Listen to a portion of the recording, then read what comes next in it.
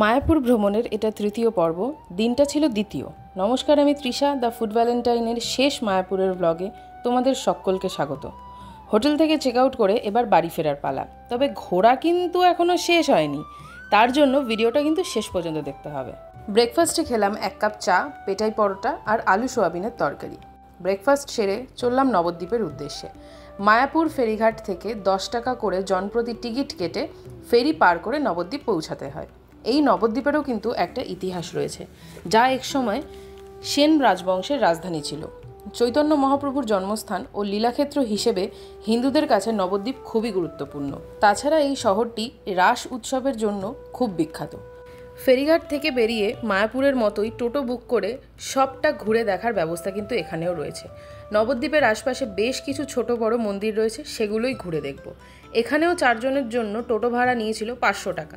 শ্রীকৃষ্ণ চৈতন্য মিশনের ভিতরে সবচেয়ে নতুন ও আকর্ষণীয় বিষয় ছিল এই গুপ্ত বৃন্দাবন দর্শন। টিকিট কেটে প্রবেশ করতে হয় এখানে, 10 টাকা পার হেড।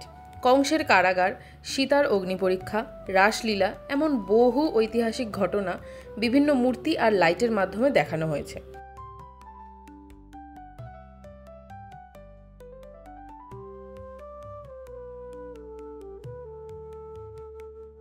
দ্বিতীয় স্থান ছিল আমাদের গৌরাঙ্গ মহাপ্রভুর জন্মস্থান, আর তারপর গিয়েছিলাম নবদ্বীপের এক বিশেষ আকর্ষণ 60 ফুটের নিমাই দেখতে। চলো সেগুলো দেখে নিই।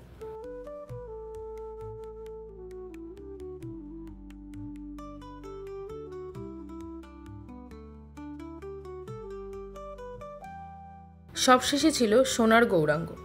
এই সমস্ত মন্দির এবং বেশ কিছু স্থান আমরা দর্শন করেছি। নবদ্বীপের ঘোরার পর্ব কিন্তু প্রায় শেষের দিকে। ফেরিঘাটে পৌঁছে লাঞ্চটা সেরে নিলাম।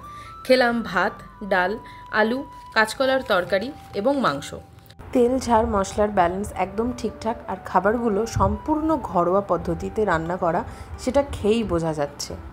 নবদ্বীপে আসবো আর লাল দই খাবো না, তা তো সম্ভব নয়। 100 গ্রাম লাল দইয়ের দাম ছিল 20 টাকা।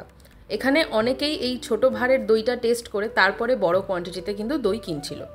এবার বাড়ি ফেরার পালা। 3 টাকা দিয়ে টিকিট কেটে ফেরি পার করে পৌঁছে গেলাম অটো স্ট্যান্ড। সেখান থেকে অটো ধরে কৃষ্ণনগর স্টেশন।